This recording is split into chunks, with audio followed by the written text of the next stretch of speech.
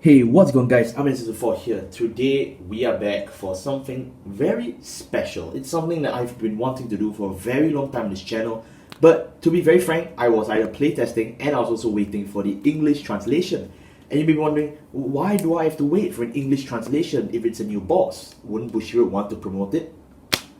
No, Bushiroad kept this right under the wraps on the very last day of the reveals in this giant last minute push out of comments, and they gave us this absolute piece of gold, Iron Anchor Resentment Dragon. Now, there are a lot of things I want to talk about him and a lot of things I don't want to talk about regarding him, so I will try and keep this relatively brief but mention all the possible options available, because this is our first alternate boss or budget boss for this series. And I hate using the word budget for this guy because I will break down why later on, but really it's quite interesting that we get this now at this moment in time, especially when the DBT02 meta slash fish will be around for a very long period of time for some people, and they may be sick of just a Leonard, you know. So let's actually build something more fun. Let's build something fun and interactive and out of the box, shall we? So this is Iron Anchor. But before we start, I just want to thank all of you from the bottom of my heart, because this is actually the 150 sub special, because, you know, something as cool as this should be something I do especially for this occasion. So really thanks to all of you who've been subbed to this channel, who've supported me personally or digitally. It really means a lot to me. I mean, some people are just here for the OSTs, that's really fine. Some of you are here for my deck contents, that's fine. Some of you are here because I'm an idiot, that's fine. Just just keep it cool. I know 2021, there's still a lot of bad shit going around the world, there's COVID and whatnot, so keep safe. And if my videos help you smile or help you OTK someone, then I am more than happy to continue for as long as I legally can until I pass away. So now let's get into this, which is Iron Anchor. Yeah, I had to move it because, you know, I didn't want the spotlight to go away from me. So something I have to make it very clear is that I have to spend the first part of the video talking about the Iron Anchor mentality. And no, this is not some meme segment where I tell you that this is better than Zorga, because a lot of people have the wrong opinion about this card, or at least a not well informed opinion of this card. Iron Anchor is by no means a pure budget boss. It is not the cheaper substitute for Zorga. It is not going to just be a poor man's deck. Yes, it can be a poor man's deck thanks to the virtue of what it is, a common, but that does not mean that it is a poor man's deck. Iron Anchor can do things Zorga can, and Zorga can do things Iron Anchor cannot. Does that make sense? Did I trip up? Okay, let me put it this way, okay? If you build Zorga, right, and you just decide to remove the Zorga and put Iron Anchor in, more likely than not, it's not going to work. If you build an Iron Anchor deck and you decide to slot Zorga in instead of Iron Anchor, more likely than not, it's not going to work. So you have to keep this in mind, that it's one keyword, or at least it was one keyword, and then it's just degraded to this extent where we don't even know what's what anymore. So that's why there's a lot of creative builds going around for Iron Anchor. I've seen some very innovative people from the West trying to build it, and especially the Japanese, since they got this earlier, aka one of me. We have been playtesting this quite a lot, especially me on my side. I've also done my fair share of this. They've been testing a lot of lists, and there are a lot of ways to play this list. But it's not as too boxy as Zorga, because mainly for this guy, you only have one win con. It is to build a large drop zone as possible and use Nectar of Significance twice. I don't know if they changed the name of this card, so let me know if they did. This order twice, and swing for two crit columns with very high numbers. Now, I know a lot of you are thinking, oh, that sounds very lame, but for those of you who have actually forgotten, it sounds a lot like our beloved Nightrose, because that's exactly what Nightrose does in V, or even from 2019, where they had the whole Skull Dragon thing. Yeah, fun fact, I'm using the same sleeves for all, so I'm trying my best not to mix up into the wrong deck. So that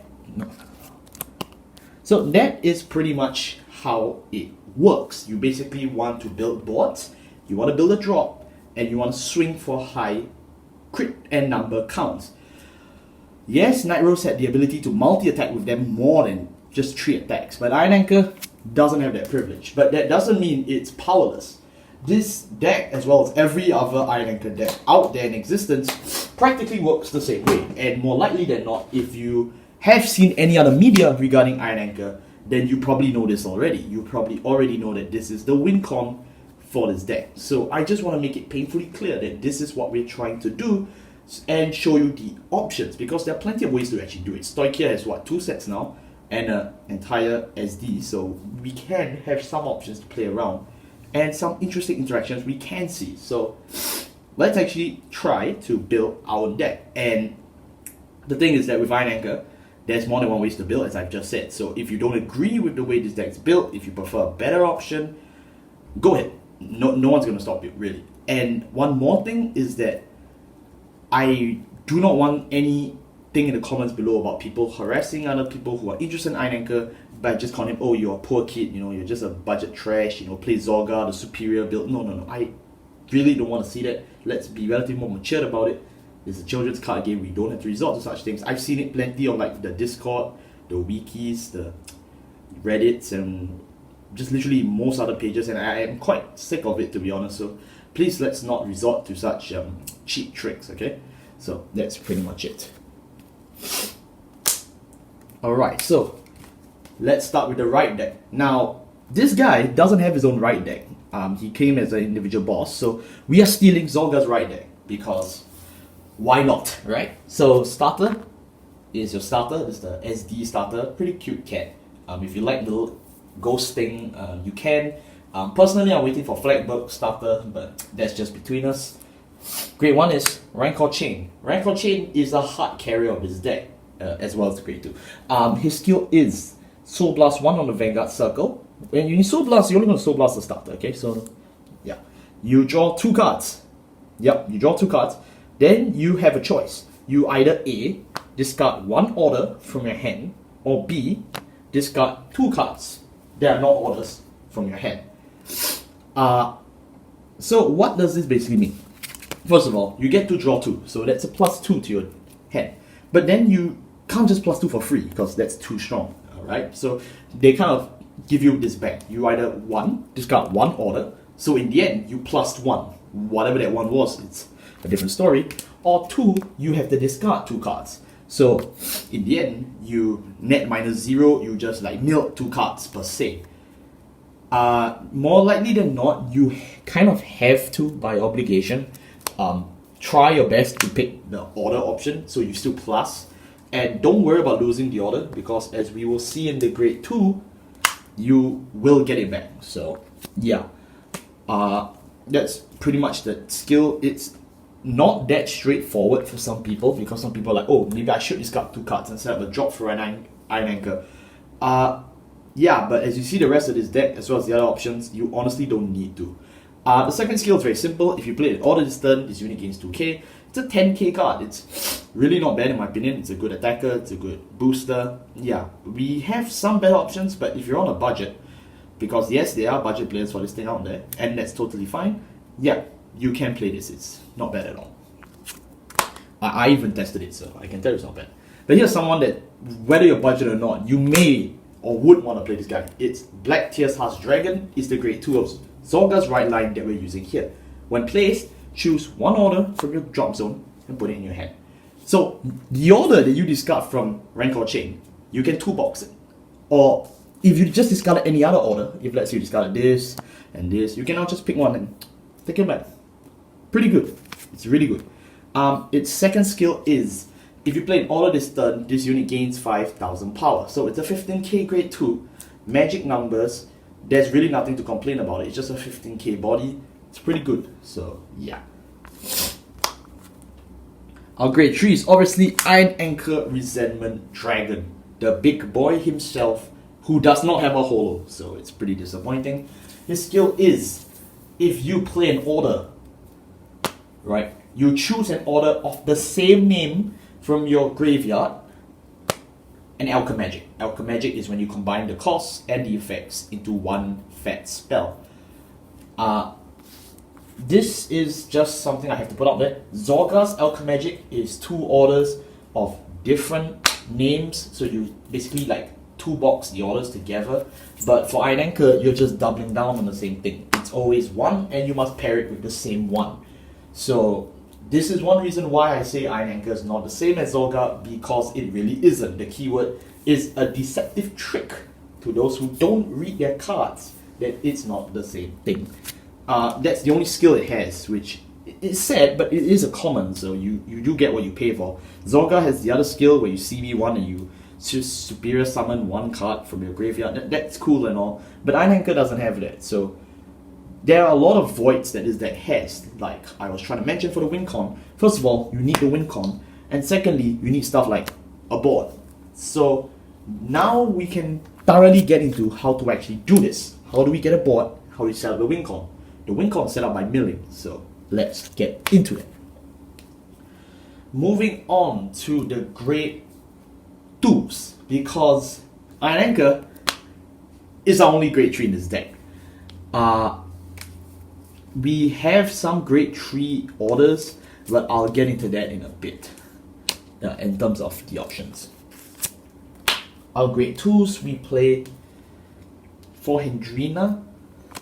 We play obviously the win con, Nectar or Significance, and we also play Coffin Shooter, as well as from our right deck, Blacktear's House Dragon. So let's break it down. Blacktear's, we've just covered it. Now let's break down the win con first. The win con is a spell that says choose one of your rear guards. It gains 5,000 power for each 5 cards in your drop zone, and if there are 15 or more, it gets a crit. Now, how this works with the Alchemagic is that if you have 2 of this, you basically get to choose 2 units, and they gain power and a crit if you hit 15 or more, which you should be, by the way.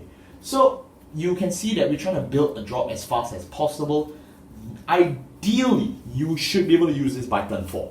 You should be able to build enough drop to swing and kill on turn 4 with at least a 15 to 25 or even 35 or 40 card drop. It is totally possible, so that's something I have to clarify. Then we have Hendrina. Hendrina is the big staple from Zorga in terms of Alchemagic, and Iron Anchor does benefit because it's also Alchemagic. Her skills are, when placed, remove the top 3 cards in your deck. So basically, it's a mill tree. It's freeze on place. It's the easiest mill in my opinion, so you would want to play this. You can choose not to mill, and it's when summoned. So if you pull this from your hand, or the graveyard, or from prison, you get the mill tree. So it's just that free. The second skill is kill itself, and the next time you wish to Alchemagic, the Soul Blast costs of the combined spell becomes 0. So what do I mean by that? If, let's say for example, you play this one, the Cursed Souls Wriggle in Agony, or whatever they call it in English now. If you play 2 of this, right, as you can see, it's Soul Blast 2 plus Soul Blast 2. That's Soul Blast 4. Yeah, Hendrina changes that to Soul Blast 0. So, pretty good, right? Pretty good. Really, there's no excuse not to play her. She's probably the most expensive card in this deck, for now.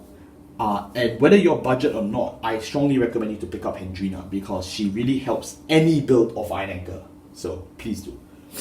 Last but not least, we have my personal favorite tech choice, which is Coffin Shooter, or Coffin Shooting, or whatever you call it in English now. Soul Blast 1 from the drop. It skills from the drop zone. Soul Blast 1, choose one of your spells and bind it from the graveyard. You can superior call this card.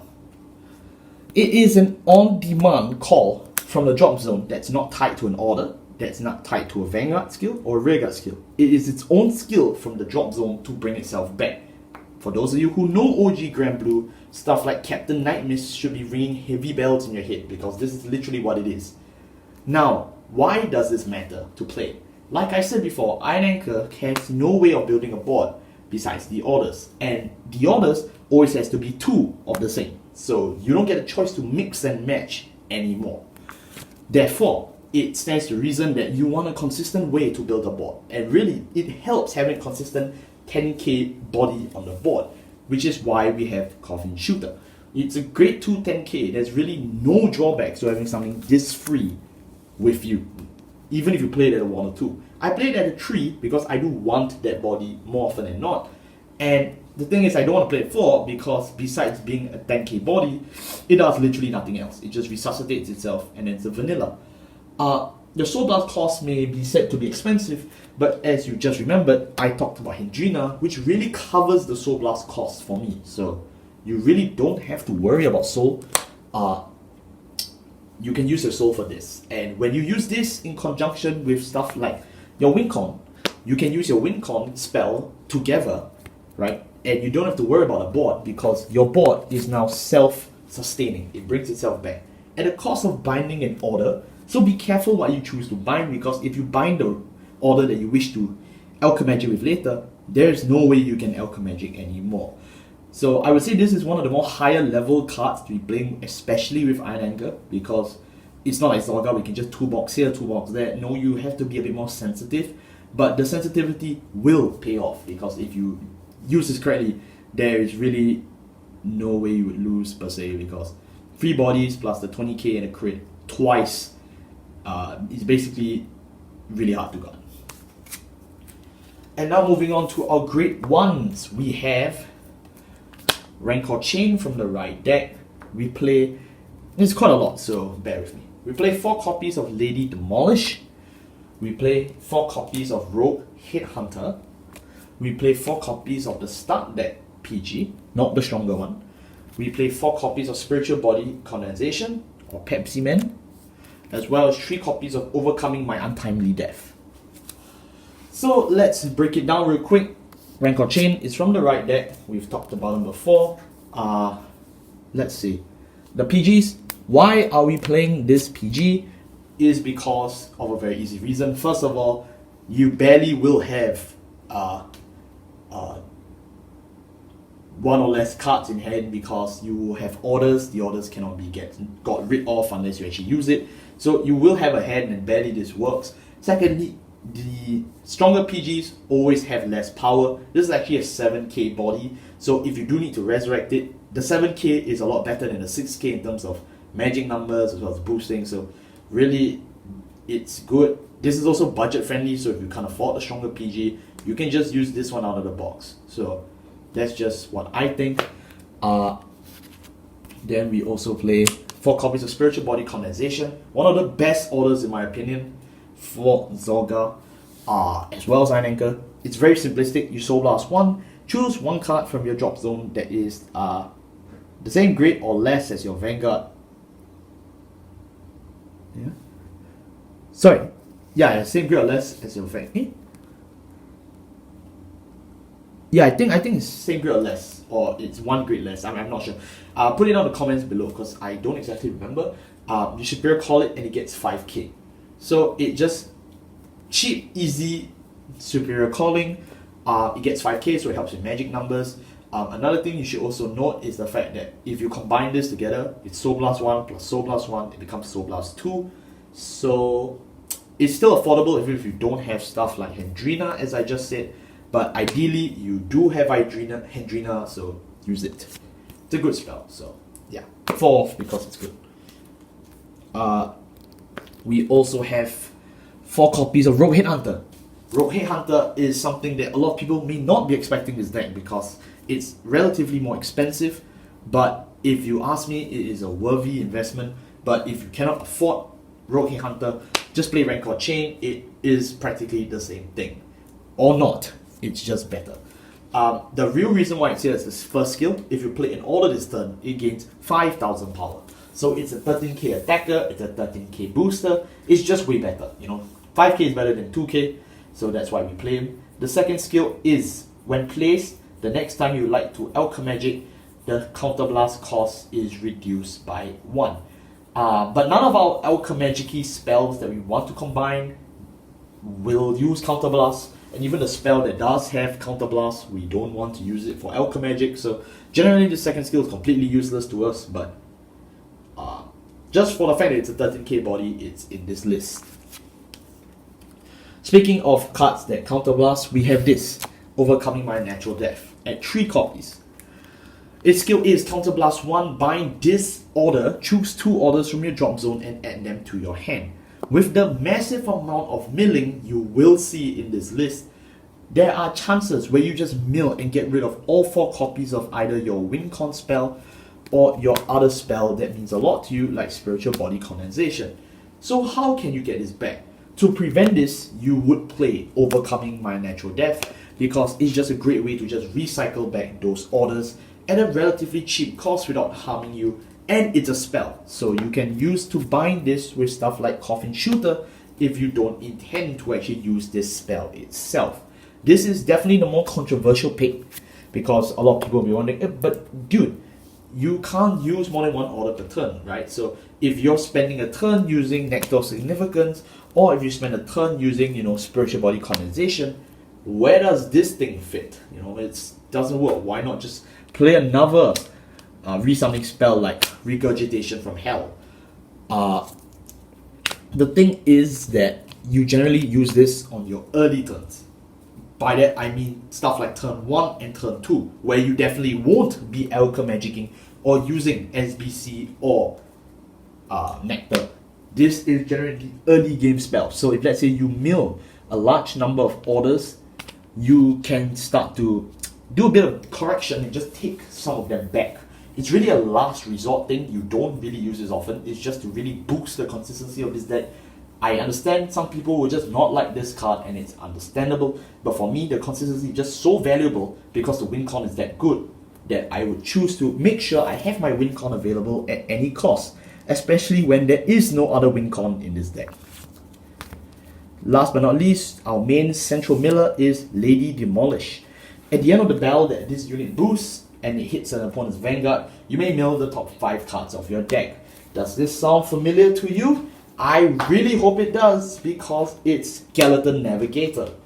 It's the same card, just Skeleton Navigator is rest 2. This thing is an on-hit lock. So, is it better than Skeleton Navigator? Is it worse? Honestly, I don't care, because to me, it's a mill. Mill means more for my Nectar, means I can kill. Only thing is, you can choose to mill or not mill, so keep that in mind. It's really good in the early game to set up. Late game wise, you don't want to mill yourself to death, so do be aware of that. Yeah. Last but not least, our great zeros. We play, let me pull them up. We play 1 Lotte, which is our start deck starter. We play 7 crits.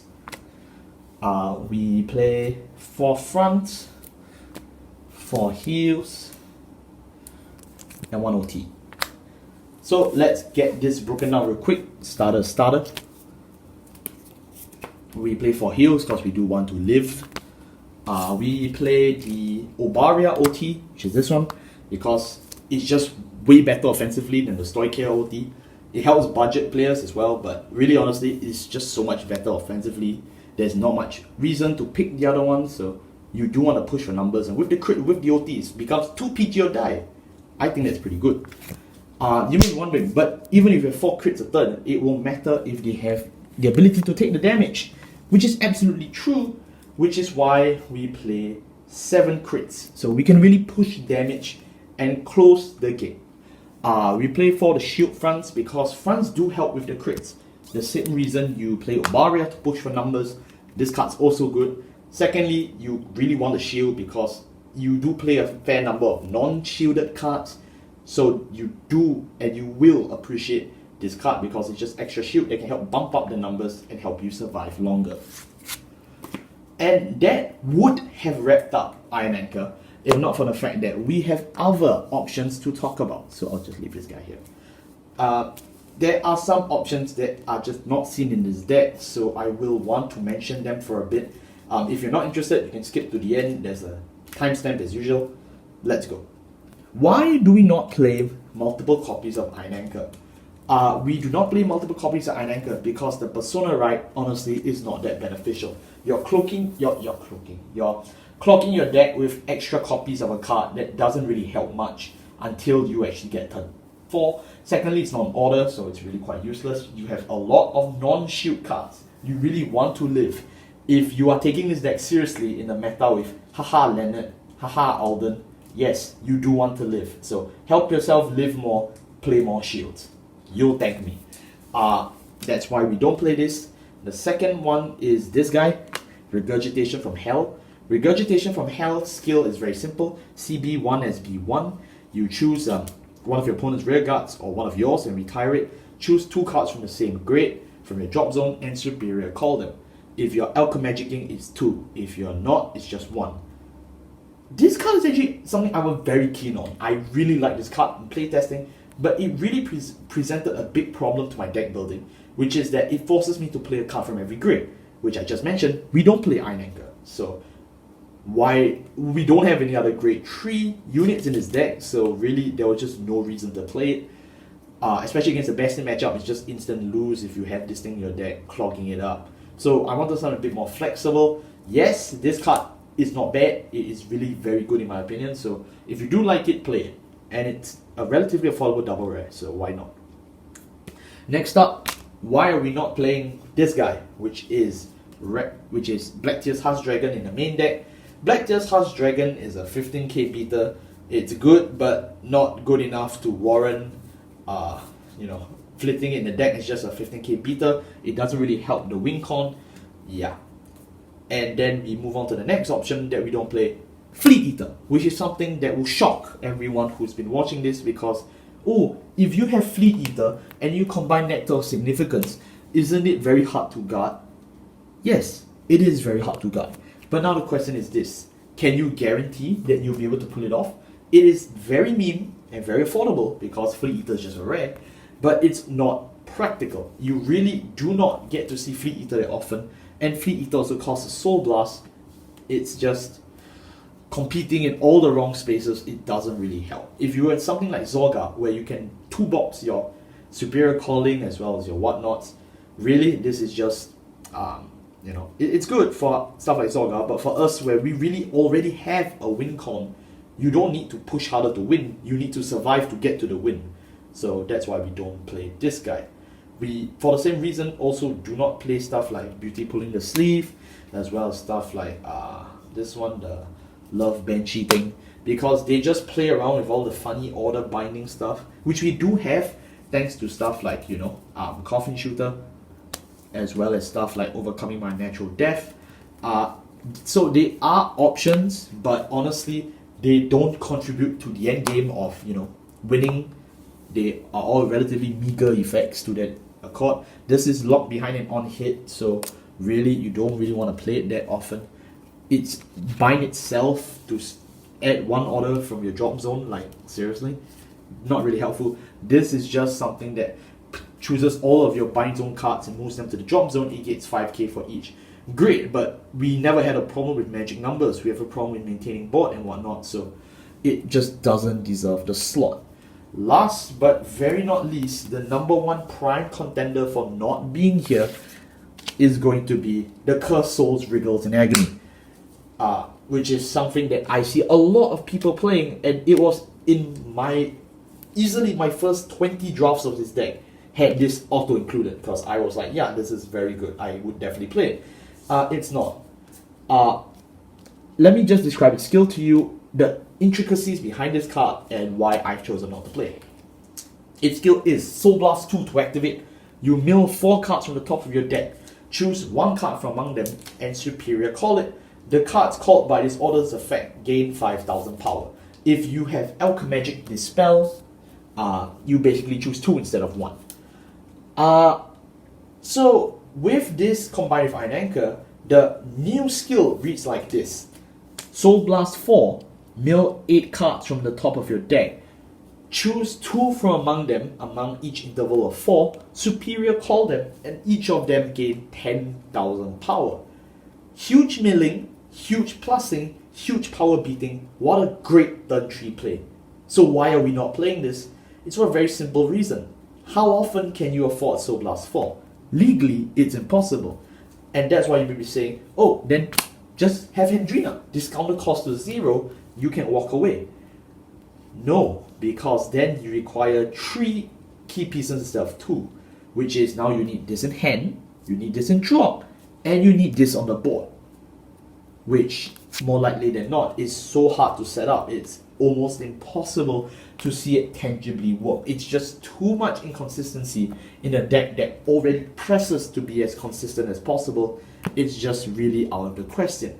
I know a lot of people really believe in this strategy, and I'm not discounting what they think, but it's, to me, just something that is too much setup factors required that is legally legit. Like, you really won't see this often. It'll just break your whole deck. You'll just die, and you'll never get to see your glorious win con. So, in my opinion, this should be cut out unless we have like 100% consistent way of bringing Hendrina by turn 3, which this deck currently doesn't have. So, really cut it, in my opinion. But if you want to try, because this is still not a bad spell, you can still do it. You know, you could try it if you have other ways to soul charge. If you play maybe stuff like Spreading Malice, which I have no clue why you are playing Spreading Malice, but if you really want to try it, just try it, play test it, because Iron Anchor is really one of those bosses that is just steeped in so much play testing.